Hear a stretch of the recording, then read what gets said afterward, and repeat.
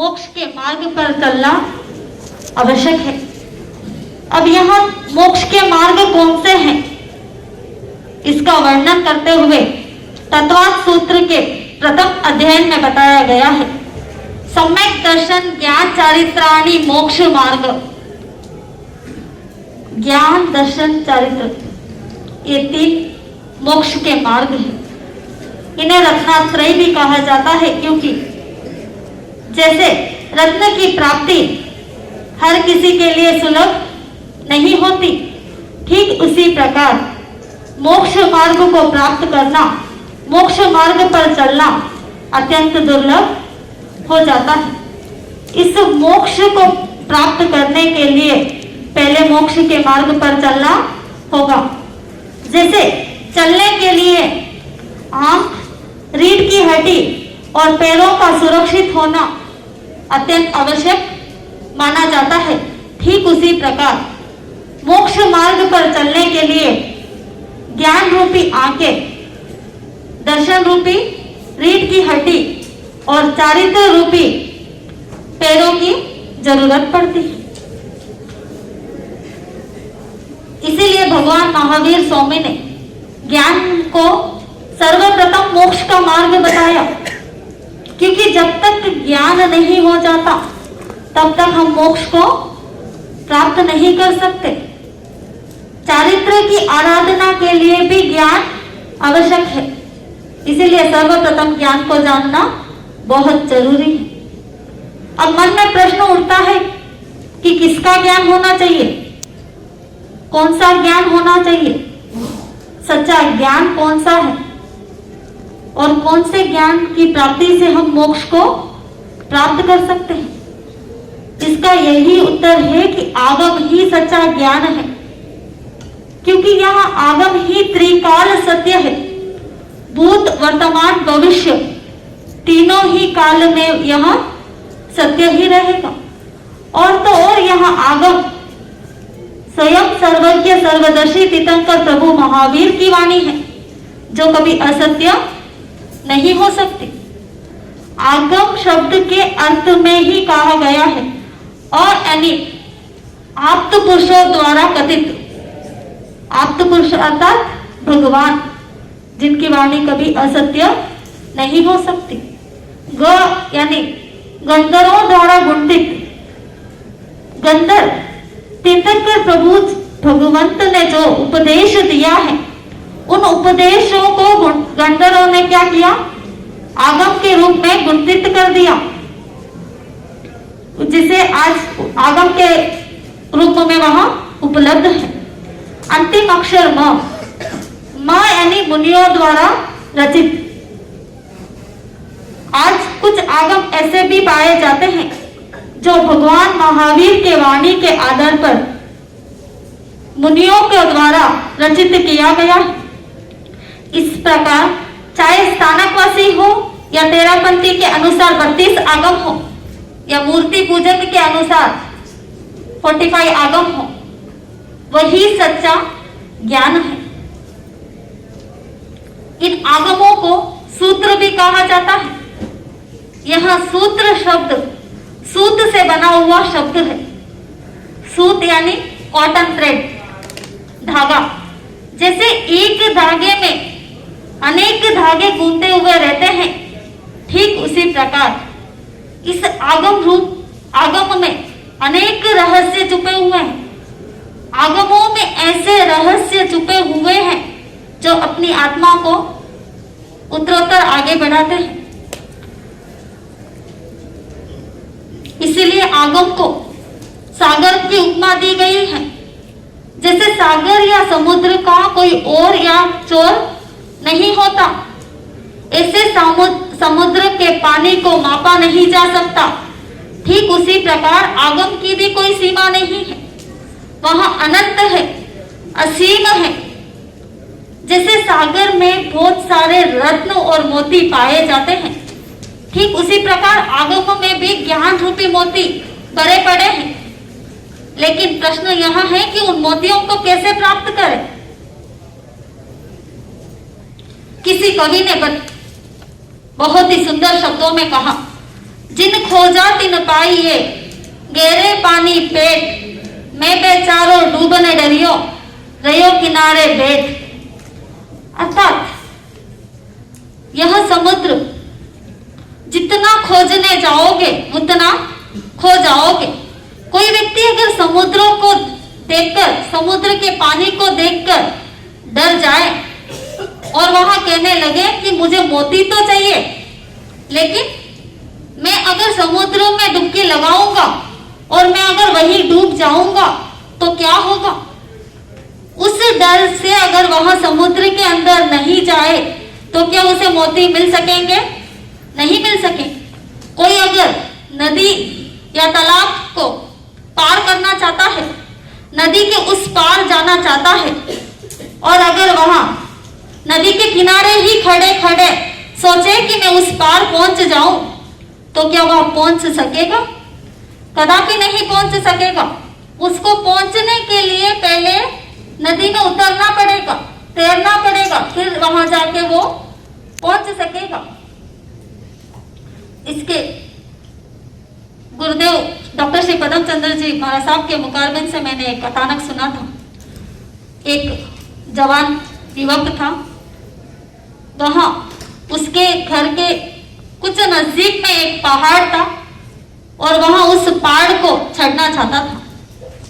निरंतर उस पहाड़ पर जाने की प्रयास करता है, लेकिन कोई ना कोई कारण से वहां जा नहीं पाता।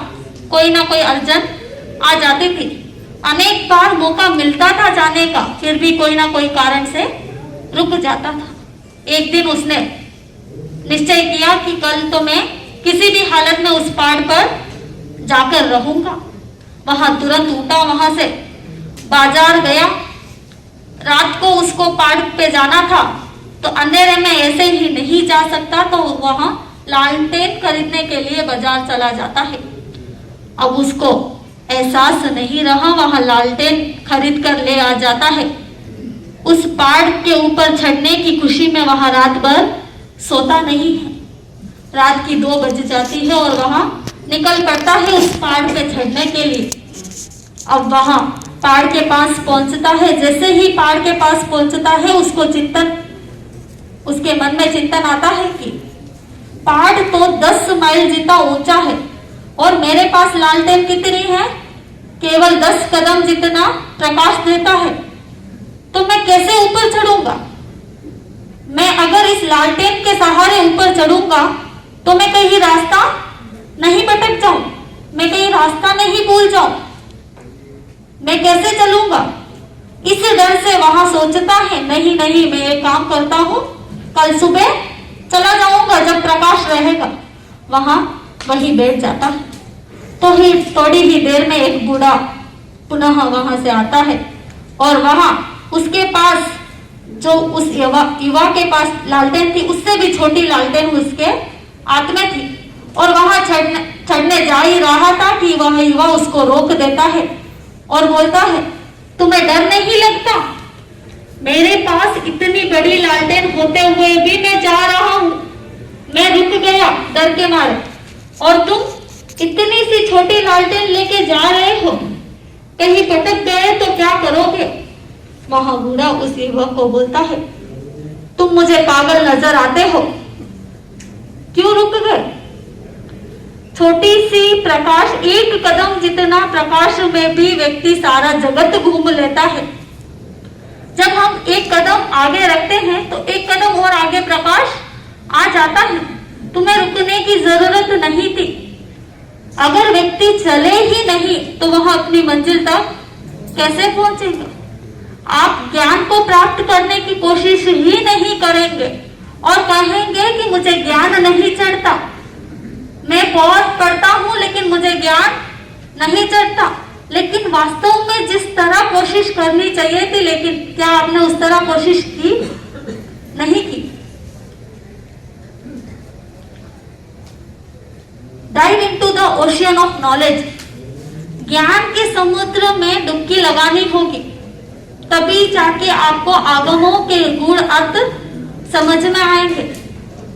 जो समुद्र में डुबकी लगाता है, वहां कभी खाली हाथ वापस नहीं लौटता है। ठीक उसी प्रकार आगम रूपी ज्ञान के समुद्र में अगर डुबकी लगाएंगे तो कोई ना कोई मोती हाथ जरूर लगेगा, क्योंकि ज्ञान रूपी जो समुद्र है वह अनेकों मोतियों से भरा पड़ा है। हम इन मोतियों को कैसे प्राप्त कर सकते हैं? एक सच्चा जोरी ही मोती के कीमत को जान सकता है। वैसे ही एक सच्चा जो रुचि रखता है वही ज्ञान को प्राप्त कर सकता है। ज्ञान के महत्व को एक्सप्लेन करने की जरूरत नहीं पड़ती है, वर्णन करने की जरूरत नहीं पड़ती है, क्योंकि मोती तो मोती ही है। मोती की चमक और दमक स्वयं ही बता देती है कि वह कितनी इंपॉर्टेंट है। दीपक को बताने के लिए दीपक को जलाने की जरूरत नहीं पड़ती है, दीपक स्वयं प्रकाशमान है। ठीक उसी प्रकार सर्व के सर्वदर्शी भगवान महावीर की वाणी को प्रूव करने की जरूरत नहीं पड़ती है, वह अपने आप प्रूफ है। जितना ज्यादा आप गहरा उतरेंगे उतना ज्यादा आप पाएंगे। आपने गन्ना शुगर केन तो देखा होगा, शुगर केन में कितना रस होता है, लेकिन वह रस हमको कैसे प्राप्त होता है? जब हम उस शुगर केन को चूसते हैं तब जाके हमको उसका रस मिलता है। अन्यथा अगर केवल शुगर केन को हाथ में रखे तो क्या मुंह में रस आ सकेगा? नहीं आ पाएगा। ठीक इसी प्रकार आगम को जानना है तो उसके भीतर उतरना ही पड़ेगा। आगम का हर एक शब्द, हर एक वाक्य, हर एक सूत्र, हर एक गाथा अपने आप में बहुत मूल्यवान है। इन्हीं आगमों में ज्ञान के महत्व को बताते हुए कुछ गाथाएं आपके सामने प्रस्तुत हैं। सबसे प्रथम उत्तरायण सूत्र के 32वें अध्याय में जह सुई ससुत्ता पड़ियावी न विनसाई तह जीवे सुसुत्ते संसारे न विनसई। अर्थात सुई को अगर धागे में पुरो के रखते हैं और अगर कभी वहां भूल चूक से नीचे गिर जाती है तो उसको आसानी से ढूंढ सकते हैं, आसानी से खोज सकते हैं। ठीक इसी प्रकार अगर इस आत्मा को भी धागे में पिरो दिया जाए तो उसे संसार में भटकने की आवश्यकता नहीं पड़ेगी। लेकिन आप पूछ सकते हैं कि आत्मा तो आरोपी है, उसको धागे में कैसे पिरोएं? तो वहां पे यही उत्तर है कि इस आत्मा को ज्ञान के साथ जोड़ दो। जब आत्मा को ज्ञान रहेगा कि क्या सही है और क्या गलत है तो वह कभी संसार के परिभ्रमण में नहीं भटकेगी। दूसरा आता है उत्तरायण सूत्र के 6ठे अध्याय की पहली गाथा। जवंत ज विच पुरिस सवेते दुख संभव लुप्पन्ति बहुसो मूढ़ो संसारम्नि अनंतये। अर्थात भगवान महावीर स्वामी ने कहा अविद्या ही दुख का कारण है। जहां विद्या नहीं है वही दुख का कारण है। अविद्या के कारण ही जीव अनादि काल से संसार में भटक रहा है। अविद्या के कारण ही व्यक्ति सही और गलत में पहचान नहीं कर पाता। जैसे किसी को पता है अगर आग में हाथ डालने से हाथ जल जाएंगे तो क्या वह आग में हाथ डालेगा? नहीं डालेगा। संभावना अगर कभी डालना भी पड़े तो वहां सावधानी से डालेगा। जैसे एक महिला खाना पकाती है, उस समय अगर कोयला पकड़ना है या कोई भी गर्म चीज पकड़ना है तो उस महिला को पता है कि किस तरह पकड़ना चाहिए। लेकिन और एक तरफ वहां नन्हा सा बच्चा, उसे यहाँ मालूम नहीं कि वह चीज गर्म है या ठंडी है। अगर वह जाकर उस चीज को हाथ लगाता है तो क्या वह उसके हाथ जलेंगे? नहीं जलेंगे। तो भगवान महावीर स्वामी ने इसीलिए कहा अविद्या ही दुख का कारण है। अगली गाथा में बताते हैं जे अन्नानि कमम खवे ही बहुवत्स कोटिहिम तम नानी असस्य मित्ते ही कमम खवे ही। अर्थात अज्ञानी जिन करोड़ों भवों में अपने कर्मों को नाश करता है, लेकिन ज्ञानी एक श्वास मात्र में ही अपने कर्मों को क्या करता है, नष्ट कर लेता है। उदाहरण के लिए जैसे एक ऑफिसर ऑफिस में बैठे बैठे महीनों के महीने करोड़ों कमा लेता है, लेकिन एक रोजगार जो मेहनत करता है, खूब मेहनत करने के बावजूद भी वहां उतना प्राप्त नहीं कर पाता।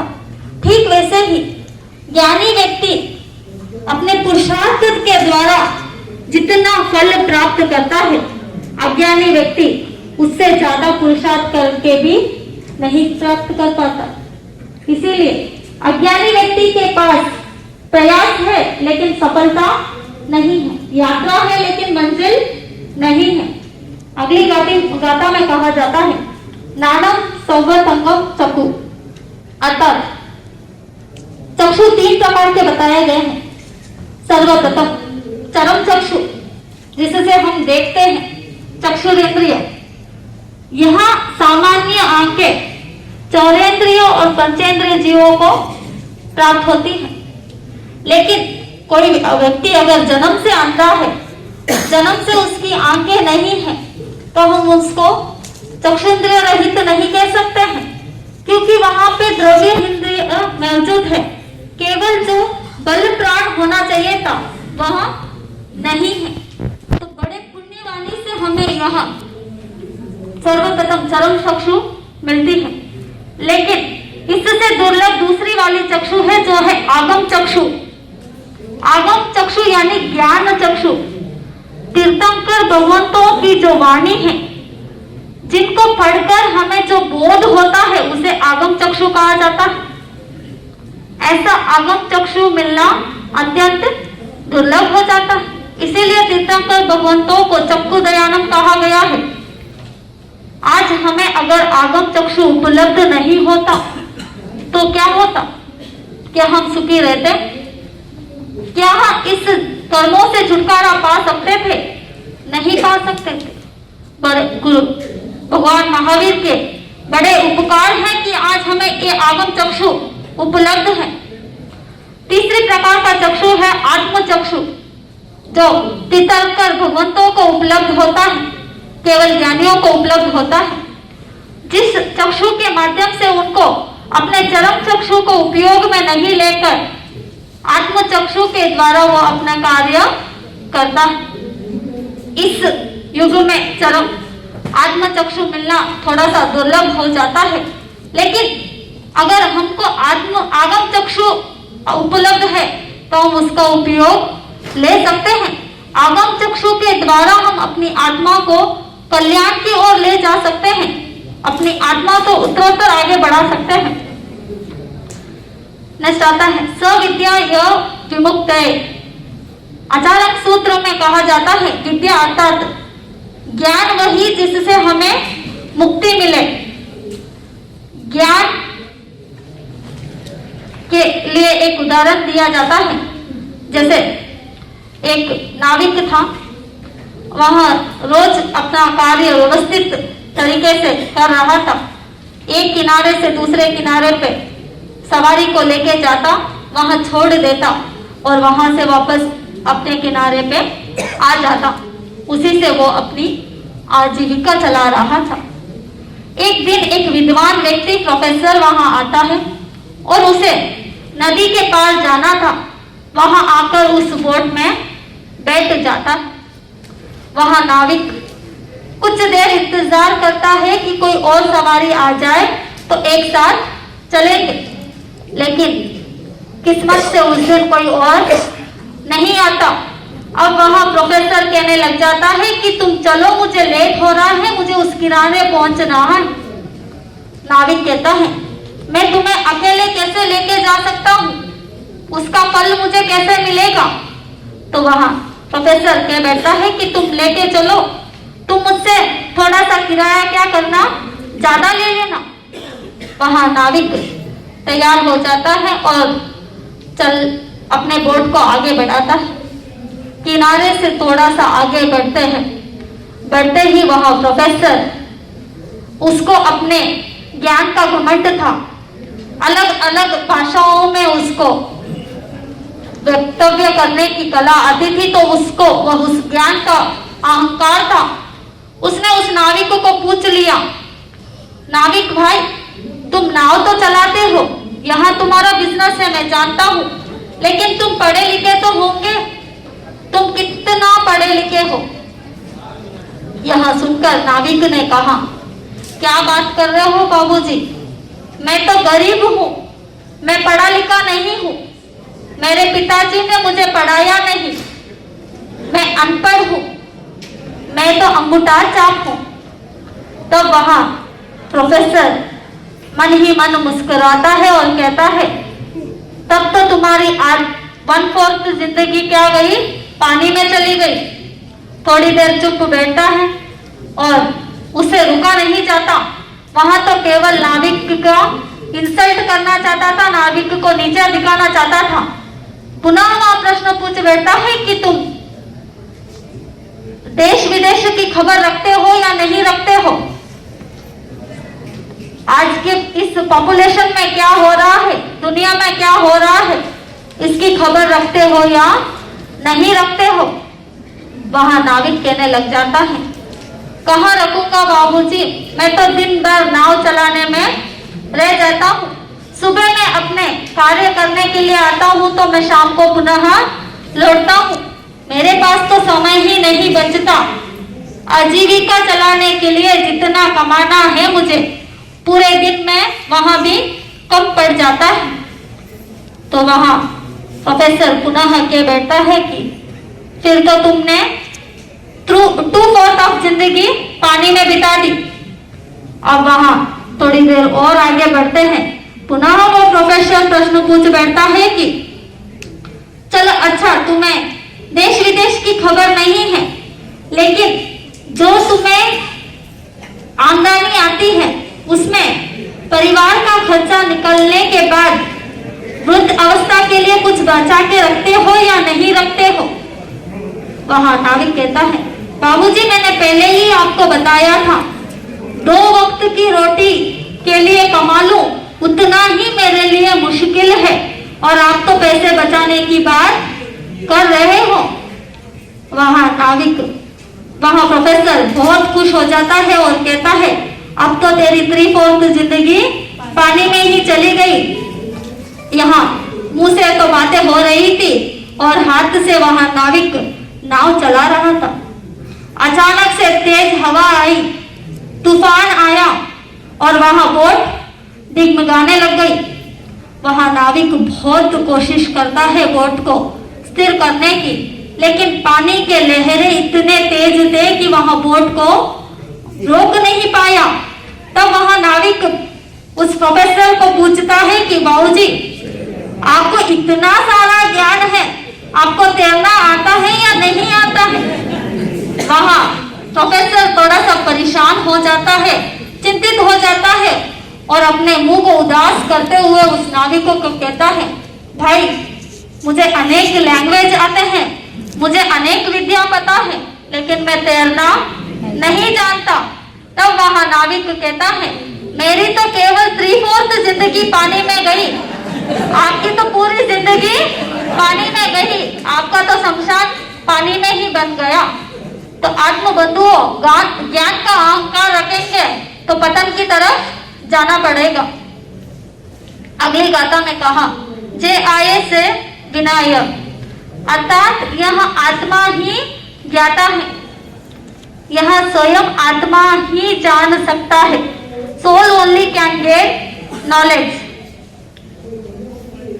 अगली गाथा में कहा, ज्ञानेन हीन पशुभिः समानम्, ज्ञान बिना ज्ञान के व्यक्ति पशु के समान हो जाता है। इस पशु और इंसान के बीच शरीर के स्तर पर कोई डिफरेंस नहीं है, वहां पे डिफरेंस है तो केवल ज्ञान के स्तर पर। तो आप चिंतन कीजिए कि आपको पशु की तरह जीना है या मनुष्य की तरह जीना है। नास्ति ज्ञान समय दीप सर्व अंधकार नाशेन। अर्थात ज्ञान ही एक ऐसा दीपक है जो सर्व जगह पे प्रकाश फैलाता है। ऐसा कोई भी दीपक नहीं है जो सर्व स्थान पर प्रकाश फैलाए। द्रव्य दीपक अनेक है, जैसे सूर्य सुबह आता है, प्रकाश देता है लेकिन चला जाता है। आपके ट्यूबलाइट्स जब चालू करते हैं तब प्रकाश देते हैं और फिर चले जाते हैं, लेकिन ज्ञान एक ऐसा दीपक है जो एक बार आता है तो कभी नहीं जाता है। कहते हैं ज्ञान 900 बहु तक साथ चलता है, लेकिन बीच में अगर असन्नी का भाव नहीं हो तो। नेक्स्ट आता है ज्ञानेन किम न कुरुते नारायणम। अर्थात ज्ञान को चाहे कितना ही उपमा दे दो कम है, क्योंकि जो हमारे कामधेनु माना जाता है उससे भी अधिक महत्व ज्ञान को दिया गया है। क्योंकि कामधेनु केवल सांसारिक लाभ देता है, लेकिन ज्ञान सांसारिक के साथ साथ आध्यात्मिक लाभ भी देता है। ज्ञान के बारे में केवल बात करने से या चर्चा करने से कोई लाभ नहीं होता। ज्ञान को जब तक हम अपने जीवन में नहीं उतारेंगे तब तक इस ज्ञान का महत्व नहीं मिल सकता। ज्ञान के महत्व को जानना है और इस ज्ञान की गहराई में उतरना है, तभी शाश्वत आनंद की प्राप्ति होगी।